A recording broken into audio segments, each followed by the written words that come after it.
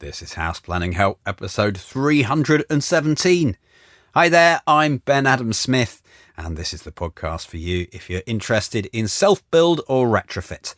I'm exploring what houses we should be building in the 21st century and try to break down the major roadblocks that may get in our way. Coming up in this session, my guest is Kit Knowles from Ecospheric, and we're going to be looking at pushing the boundaries when it comes to sustainability. I've finally caught up on a bit of TV. I don't tend to watch a massive amount, but I do like some of the housing shows, particularly Grand Designs, and they've got various different brands of it going around now. One of them pushing custom build here in the UK. The first series of The Streets was all about Graven Hill, and they're broadening it a bit, and they've retitled it The Streets for the second time round. But it did start again at Graven Hill. They're always similar stories, aren't they, on Grand Designs? And someone perhaps bites off more than they can chew. However, in the middle of this first episode, I almost fell off my chair when I heard this. I did wonder whether this place would be like an architectural zoo. But a zoo is collected and organised. This is like a new life form that is growing uncontrollably. It's a town without planning. That worked in the 16th and 18th centuries because people had limited means and materials from which to build. Now, you can build anything, which is what people are doing. I'm not sure I like it. Only bifold doors. All my life I've campaigned for diversity in buildings and in architecture. Now that it's here, don't want it. Now, what I want to know is, did we catch Kevin on a bad day and perhaps he was looking at it all halfway through when it's not complete? Because he must have been to other schemes, maybe not at Graven Hill, but in the Netherlands. They've got some fantastic self-build projects. And yes, it is a bit all over the place, but that's the point. Or is this really, has he changed his mind on this? I would have liked a longer sequence than 40 seconds in that programme, and then they never mention it again. Let's get to our featured interview for today with Kit Knowles from Ecospheric. This actually came about, well, first of all, one of our hub members, John, I think was hugely inspired by the work that Ecospheric carry out. He's doing his own retrofit project. We'll be talking about the Zetland Road passive house as part of this interview today. But I was attending an Alliance for Sustainable Building Products event where Kit was up for an award, and I think they might have come off with the People's Award for the Zetland Road project. And exactly the same thing, I was just thinking, my goodness, he is ambitious, and this is exactly what we need. So this is an inspirational podcast today. I started by asking Kit to tell me a little bit about himself and how he got going. My background is in chemical engineering. I was working for BP and AstraZeneca in the main at a level which was quite globally impactful in terms of the research that was being done, and it felt very wrong on a lot of different levels, especially schmoozing with board members and the like. It just was not where I wanted to be, and this was when I was kind of pre and during and post student at University of Manchester, and really came out the other end of quite an intense period of learning, and decided that this was not where I wanted to put my attentions for the long term, which is very annoying given how much effort had gone into training up to be a chemical engineer. But at that point, my mother, my father, my cousin and my sister are all architects. So I was kind of the black sheep anyway. And I decided that I would take the time to renovate my newly acquired property at the point while I was working out where I was going to go, who I was going to work for, etc., etc. The property in question was a 1909 arts and crafts dwelling. And what I did at that point was decided I was going to just go hell for leather on decarb. And this was now coming up 14 years ago. With that in mind, we achieved quite amazing things there. We got an 81% decarbonisation, trialled quite a few world firsts, 3 world firsts, I think, at that time. So I was, for instance, with that project, the first use of space therm on an EWI basis. So we used space therm to make a building that was a semi-D work at very, very high levels of thermal performance without sticking out a mile against the neighbour. Kit, I've got to slow you down here. This is the first thing you've ever done. You see, this is why I wanted you on the podcast, because you're such an interesting character. Normally people they go for their decarb and they'll think, well, the key things are this and this. Let's focus on this. What do the other architects in your family, are they all sustainable architects that were able to advise you? So how on earth did you just dive in the deep end for project number one? Well, because I had nothing else to do.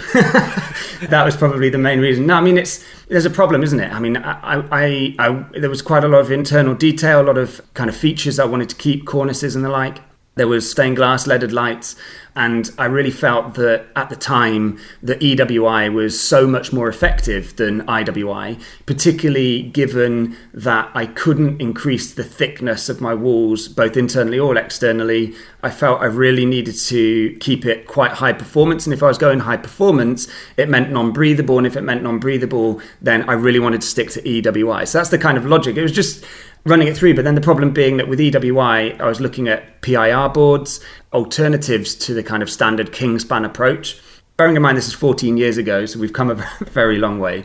But at that point, I wanted to keep it really, really slim. So I designed a detail which would take this 3 layers of space therm with a PIR backing board, which was a render carrying board. So it could go all in 50 mil. But the equivalent was much, much thicker, and it was about as much as I could accommodate at the time.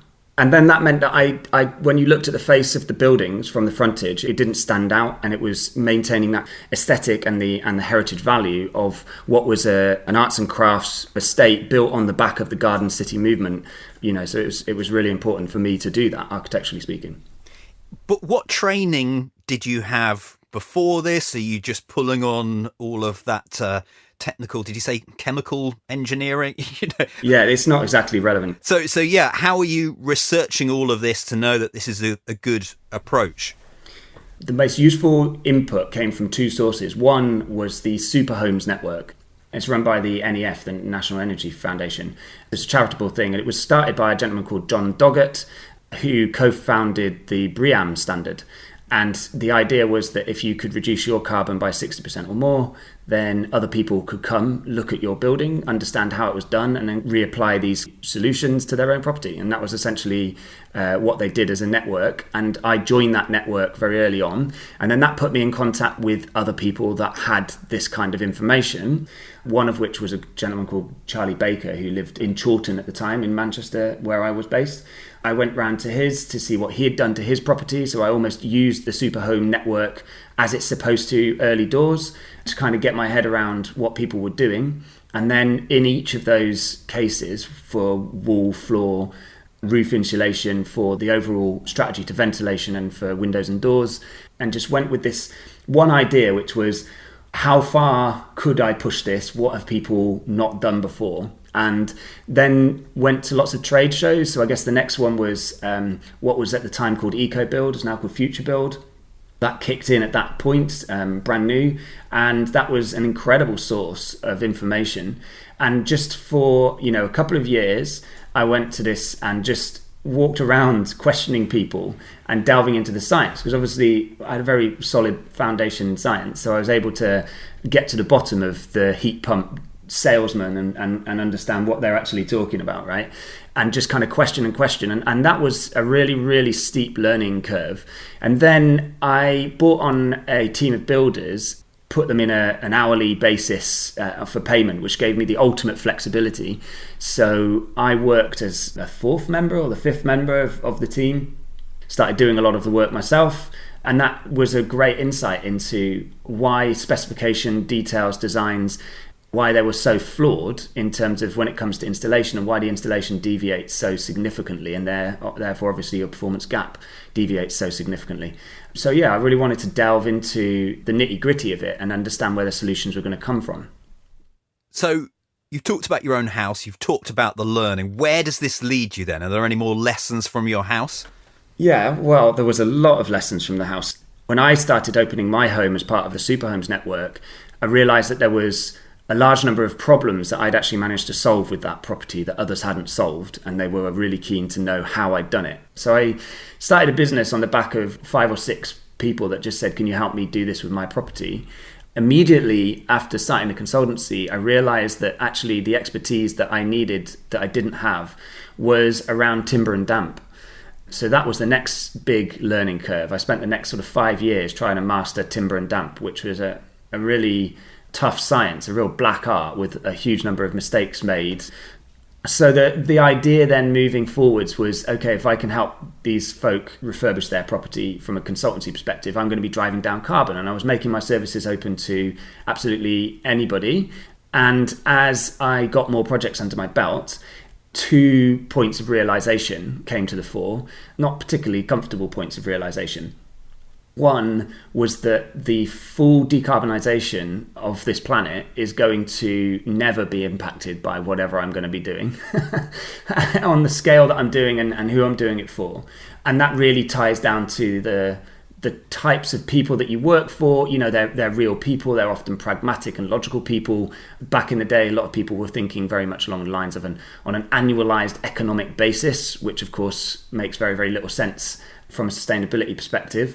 And it often concluded in large chunks of my holistic plan being sort of cut out and doesn't deliver quite what you'd hope.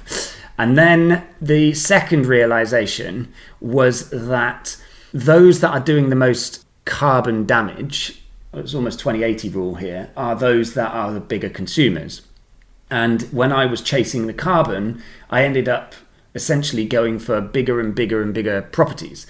And that continued for 8 years, at which point I got on one particular project, which was a real kind of final project. I couldn't do it anymore, which was for a lawyer in Cheshire, and he was building a new build, and you come on at different points in building projects. And this one I'd come on slightly later, and there were works already on site, and they'd gone down the route of ICF.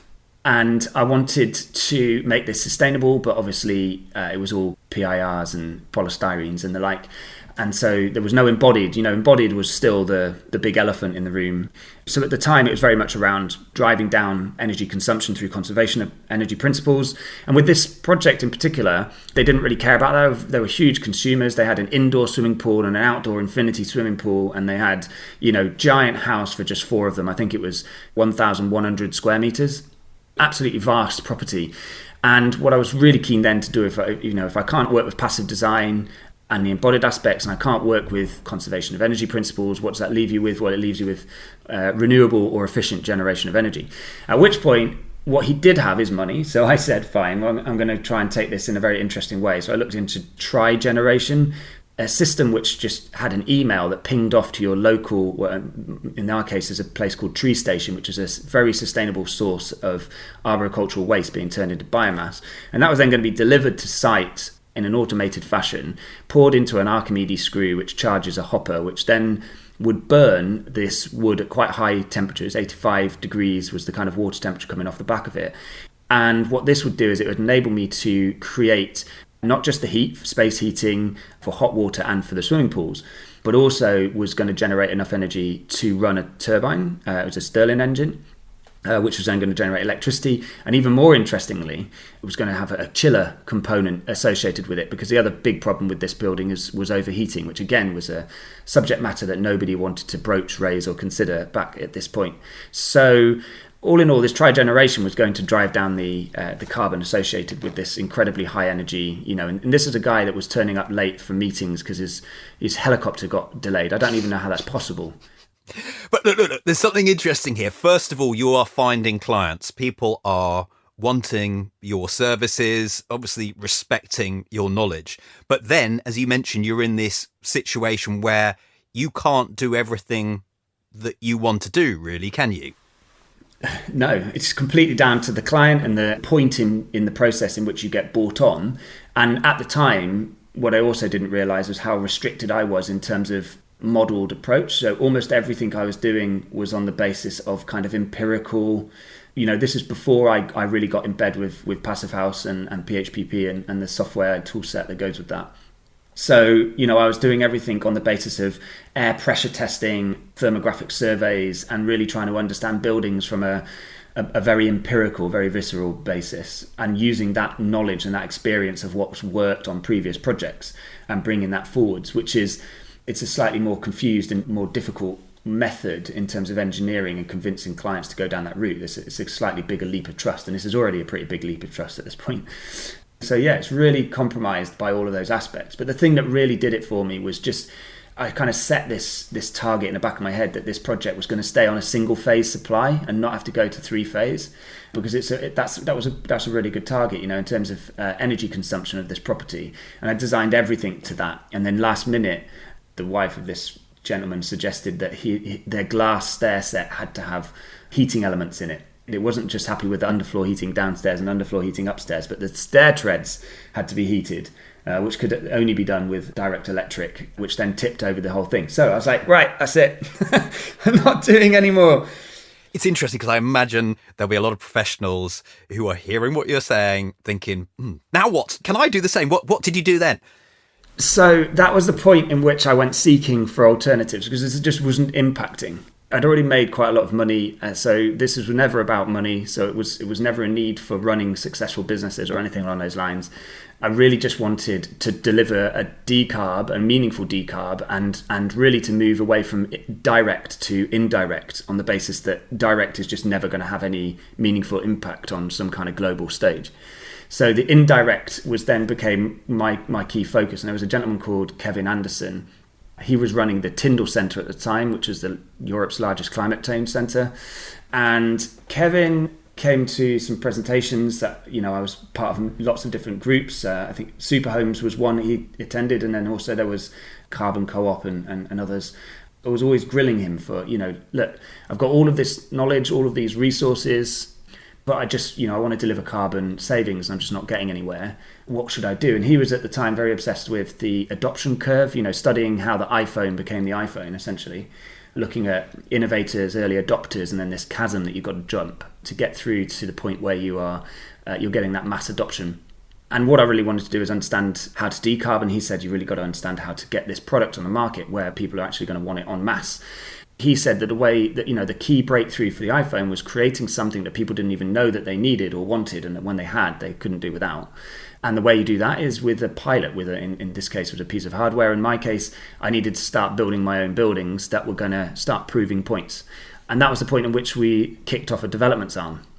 And Zetland Road was the first project associated with that, which was a real kind of Hail Mary. It was absolutely everything we'd learnt to date shoved into a single project to see just quite how far we could go. And we designed it on a sliding economic basis. So we've had this 1% that we kept on chasing. And the market, we knew we were getting a good deal. We knew that we were in a position on the market that was just kind of on this upward trend. But it did exceed expectations. And so we weren't even intending Passive House certification. And by the end of it, we had Passive House Plus certification and 8 world firsts. So it was a real journey. And also with that, you've just said it, but I'm going to underline it again. It looks very enticing. But I think you must go into some of that ecological side, bullet points of what you managed to achieve there, from those stained glass Passive House windows that you created to minimising waste. Yeah, some of those aspects. Yeah, so Zetland Road, by this point we're well underway with Passive House tool sets. We're well underway with understanding carbon on a true kind of life cycle basis.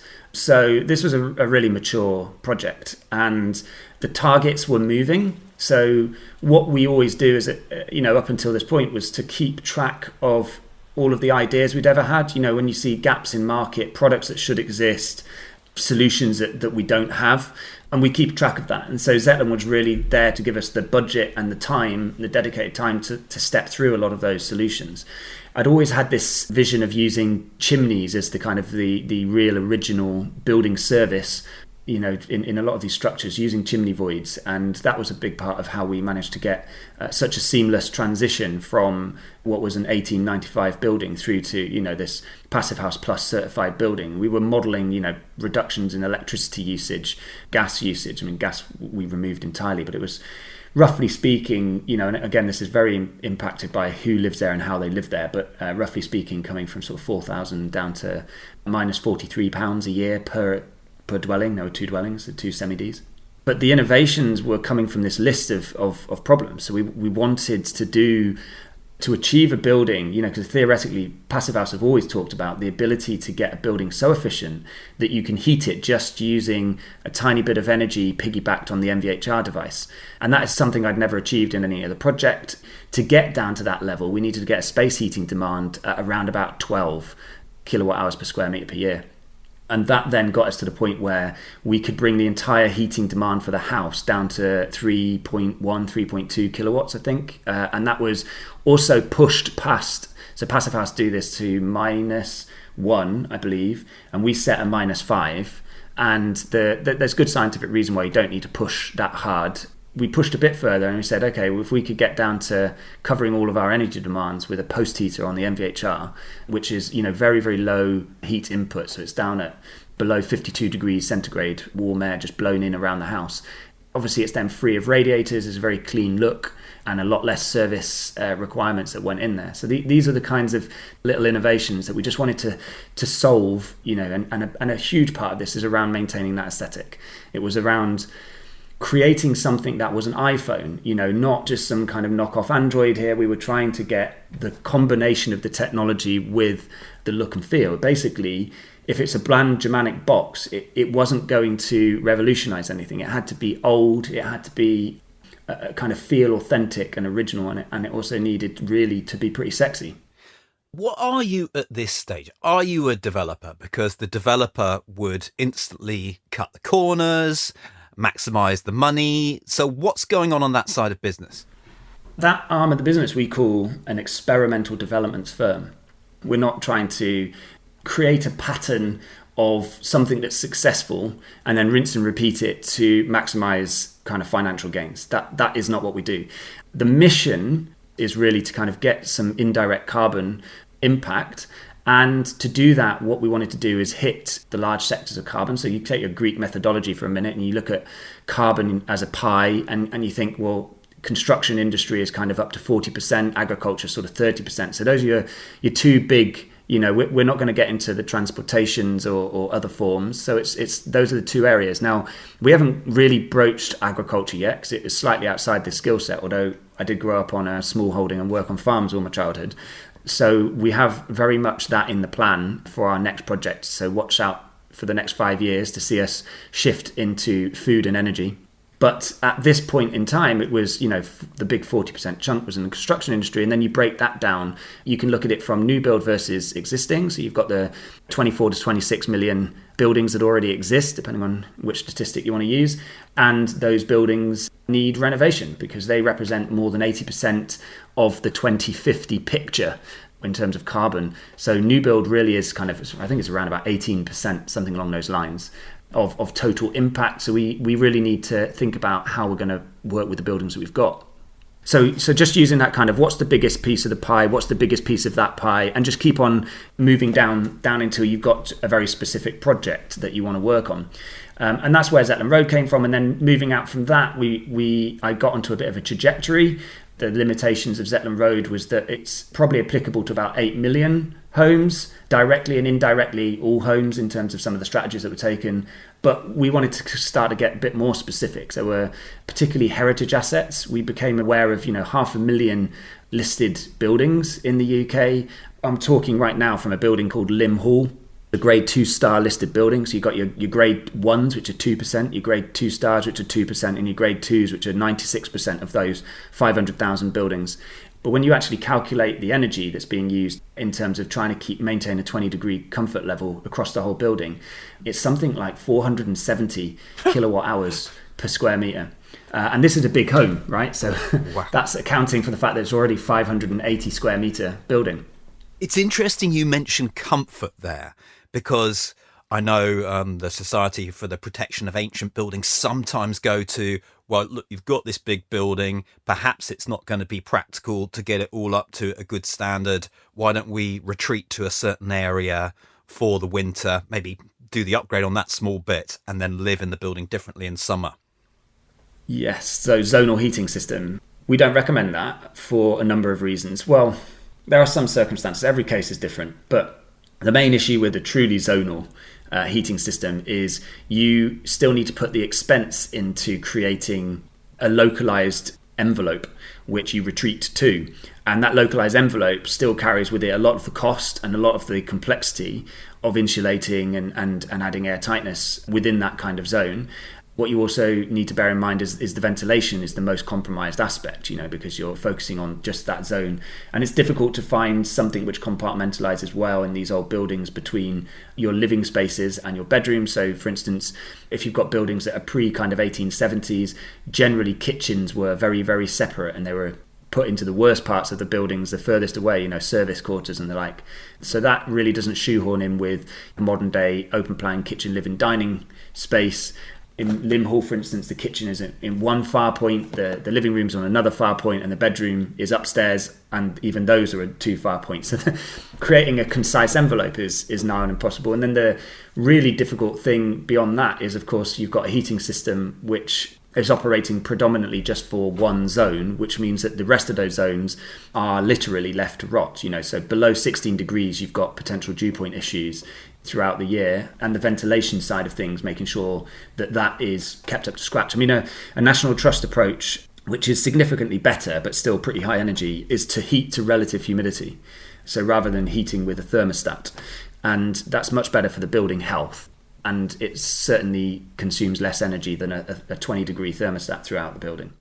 So just having a think about this, it's a long time ago that I broached this subject, but if you got renewables and bumped up the heating, is that what you're talking about? So if you had a ground source heat pump or something like that, and you then got the heat up that way, okay, a lot of it's going to leak out of the building, but is that also a kind of approach, or a half-half? What are you thinking? What have we got to? It always comes down to a prioritized approach. So my prioritization can be broadly categorized in three levels. So the top level is what we call passive design techniques. Now, passive design techniques, most people know of orientation, glazing ratios, etc., looking to seek free heat. And obviously there's a lot more you can do with a new build than a refurbishment, but don't think that there aren't things that you can do with refurbishment. There are still plenty of heat integrating aspects associated with those kinds of formats of building. And so the reason I focus on those first is they can be really quite impactful, particularly shading devices we often find are incredibly impactful on the performance of a building. The other thing being that they're essentially on plan, right? So obviously there might be some associated costs with a given strategy or methodology, but broadly speaking, there's no cost in just thinking about how you're going to approach something differently. That for us is a really important distinction, where you're just getting a really quality roadmap together that's focused on getting as much for free as possible, whether we're talking about free energies or whether we're talking about conservation of energy, but just using the design, anything that's on paper. Those are your passive design aspects. Then once we've gone down that route and we've got as much as we can for free there, we then rely on, well, most people call it fabric first. I call it fabric second. It's a lot less catchy. But fabric second then gives you this idea that you can improve on air tightness and insulation levels throughout a building, and that's a really critical aspect. We can then, between those two things, the first and second priorities, we can really push to extremes, and that's passive house philosophy embodies a lot of that. And you can get to the point where you're collapsing your energy demand by 90% or something, at which point who really cares about the third category, which is around efficient or renewable generation? Then the flip side to that being, there are cases, whether it's client-led or building-led or situational, where you can only go so far with the first. The second, you can only go so far on again because of whatever listings or restrictions. And so you're really left in an environment at the back end of that, which is still very high energy, right? And if you've got a very high energy environment, then what choice do you have but to focus on efficient and renewable generation of energy? Yeah, that makes sense. Okay, well, you've got all sorts of projects, different types of buildings, new build as well, concrete-free foundations, all sorts of things going on. So maybe we could just have a taste of some of these projects. Yeah, okay, so we're trying to branch out. So it's not just domestic retrofit. We've got a lot of different projects on. On the domestic retrofit front, after the Zetton Road property, we ended up doing quite a few other passive houses on more and more complex buildings. One was a 1909 manor house, stone built, called Foxlow, and this property was taken to NFIT standards. Quite complex, a lot more frieze work, a lot more decorative aspects, and very much more convoluted than Zetland Road. And we also worked on a number of projects in a similar ilk. We focused then on grade 2 listed buildings and trying to get those across the line, which are real struggles always. But yeah, that's another kind of string to the bow. And those for client jobs. So we only have so much handle on, in terms of control over those sorts of projects. But what we decided was that it was a COVID-based decision. We were thinking about moving more countrified as a family anyway, and we found a project. We're very much on the mindset of opportunism. If you really knew us, you'd know just almost every decision we make is on a basis of opportunism. So we came across a property called Lim Hall. This is a building built in 1570. It has a moat that surrounds it that was built probably by Queen Ethelfled in 875. It has a moat bridge that goes over the top of that. It has an ice house that was one of the first after King Charles II brought them to the UK. It has cockfighting pits. All those are kind of ancient scheduled monuments, the bridge being listed. So it was a really fascinating site. And it also, very intriguingly, had a paddock with planning permission for 5 detached new builds. And we took that on and we were setting some targets. So the targets we set for the Lim Hall itself was, this being this highly controlled in terms of it being the top 4% of all protected buildings. We were hoping to take this to a zero energy sort of performance level. Passive house was off the cards from our initial estimates, bearing in mind we were starting at 470 kilowatt hours per square metre. Did you measure that? I mean, how do you know it was 470? Well, we've modelled the whole thing in PHPP. And so what that does is it creates a common basis. It is not based on bills because, of course, even if you wanted to, you couldn't heat this building to 20 degrees at almost any time of the year. It's freezing cold even at the height of summer. I mean, it's 700 mil thick walls in most places. The idea of what Passive House is doing is it's trying to put everything on a common basis so you can get a kind of like-for-like efficiency comparison.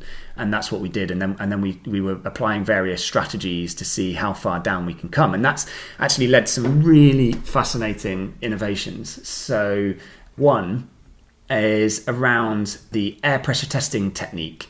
We're looking to start up a PhD using a new type of air pressure testing called pulse testing. And what this does is it measures the air pressure, the air leakage rate at 4 Pascal as opposed to 50 Pascal. And that conceals a lot less of what, basically the ATMA guidelines for a way in which we measure air pressure in buildings, and the CIBSE guidelines, even the latest CIBSE guidelines that's superseded it, they're all pretty massively flawed in terms of understanding the true performance of a building. Again, I'm not going to get into, but I theorise it's much more tied down to what we call permanent draft pathway. So a litre of air extracted from the building means a litre of air brought into the building. And this is all driven by items like chimneys, where a single flue can evacuate the entire volume of your house once every 8 hours. And the vast majority of the air that replaces this extracted air comes from your subfloor void, where you think your air bricks allow flow of air from the front to the back via that subfloor void. But actually it's not cross-flow ventilation, it's stack effect that draws air in through all of those air bricks and up through your floor, which brings with it incredibly high humidities, which then lead to things like rising damp in these buildings, and all sorts of other myths that we basically have to bust before we can get clients to understand what's truly going on in terms of moisture flow, airflow and heat flow in buildings. So the innovation was that once we were able to use this pulse testing, I'm trying to develop a method where you can co-pressure test using pulsing, which means that you don't have to complete a whole building. You can just complete one room, which means that we can complete different rooms in different ways and compare directly what their performances are like. And some of the rooms we can do properly, as in using tried and tested methodologies with, underfloor insulation or wall insulation. But there are some floors where we simply cannot do the traditional because we don't have any subfloor void height, or we have decorative floors that must be maintained as part of the listing, or whatever it might be. So what we're looking to do is treat these elements in different ways and have a scientific method of comparison for the first time. We'll actually have granularity over which components of upgrading a building made the most significant difference. Because up until now, as a consultant, I can say, well, if you combine all these things together as a holistic approach, you will go from X to Y in terms of performance. But what I can't say is specifically out of those 10 things we do, to your building, which is the first, then the second, then the third most effective. It's very, very difficult to get that granularity, which this will offer. So that's an example. But then that also translates to meaning that we can actually trial new things. So on the floor, for example, we've got this one room, which is a principal room, and it's got a knackered old woodwormy, very low, significant pine board floor. And what we're looking to do is take a Festool rail saw and cut a 1 centimetre out the bottom of the entire perimeter of that wall, skirting boards and all the decorative aspects, all second fix. And yes, that's slightly difficult to do from a planning perspective. But the beauty of it is that centimetre, you retain it, you cut it with a 2mm blade. And so you retain that centimetre that you can put back again. But what that does is it gives me access to the actual substrate, the wall behind, because you can't bring a membrane onto plasterboard or skirting board. You have to take it through to the substrate to get the cap on that floor. We've got a developed method that's going to enable us to connect this membrane to the perimeter of the wall and then apply a floor overlay, a very skinny floor overlay to the top of that in a much more kind of, they call it carpet parquet, which is a very nice timber finish, which is fully breathable, works with the intelligent vapor control layer that we're putting underneath to create a truly airtight solution, we hope. But it's not been trialed or tested. So that's what we're going to do here as a solution that will then, the kind of the carpet parquet covers that gap. So the 1 centimetre goes back again. So the whole thing goes back as if you couldn't notice it anyway. And then you put this overlay. So it all disappears. You really can't see the difference. You've got a massively improved, upgraded floor in terms of performance and aesthetic. And it should also be incredibly low disruption for a property and massively cheaper. So all of these kind of things offer a really interesting solution, but how effective is it? Now, this whole conversation really, for me, has been around your innovation, your energy. How do you build a team around you that doesn't go, oh my goodness, you wouldn't believe what Kit's just said? Well, you can't. that everybody says that on a daily basis. So the only option is, and also what we're doing here in terms of what we're learning and how we approach buildings is it's not taught anywhere. So that's something we need to change. But in effect, you can't get an architect or a building service engineer or whatever and just bring them in and expect them to hit the ground running here.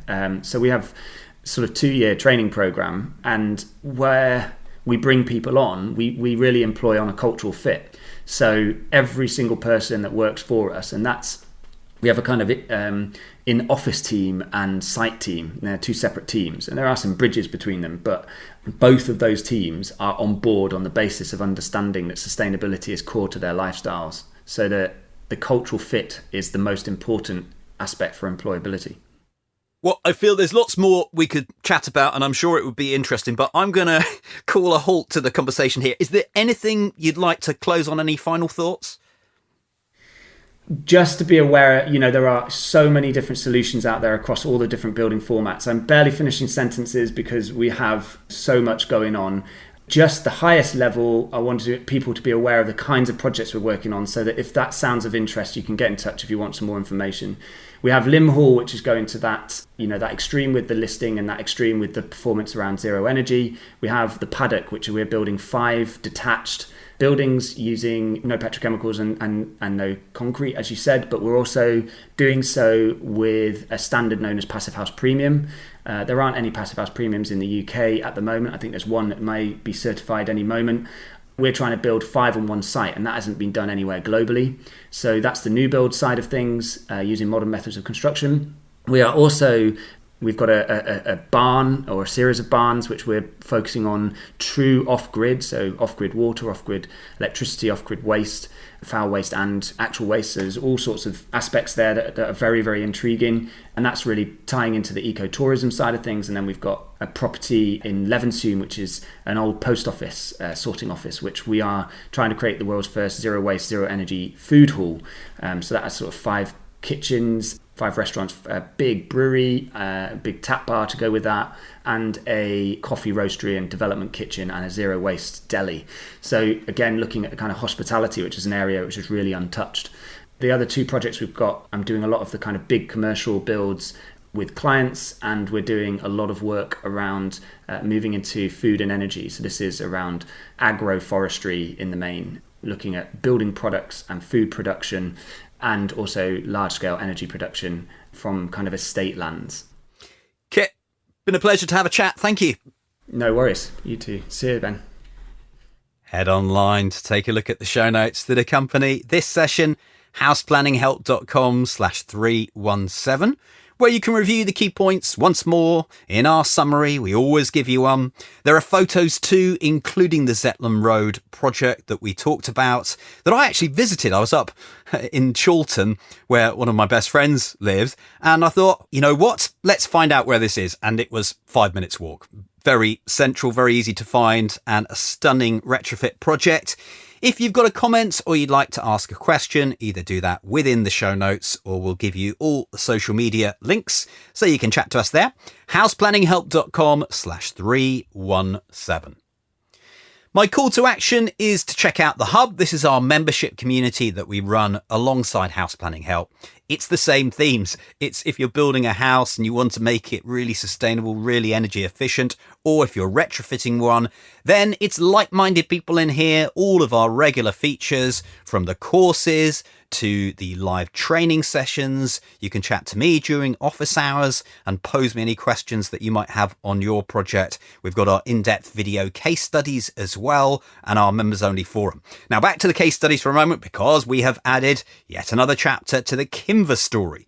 This is our retrofit project. It's a Victorian terrace property, mid-terrace as well, and they're aiming for very high efficiency. But now it's on to the pretty standard stuff. They're now looking at first fix electrics and water supply as well. There's also this flat to bear in mind. So they've separated off a section of the building for this apartment that they're going to rent out. So what do they do with the electricity and the water in this scenario? What makes sense? So that is our latest update on the Kimver story. If you would like to join the Hub, then more information is found at houseplanninghelp.com/join. That's it for today. Thank you so much for listening. The House Planning Help podcast is produced by Regen Media, content that matters.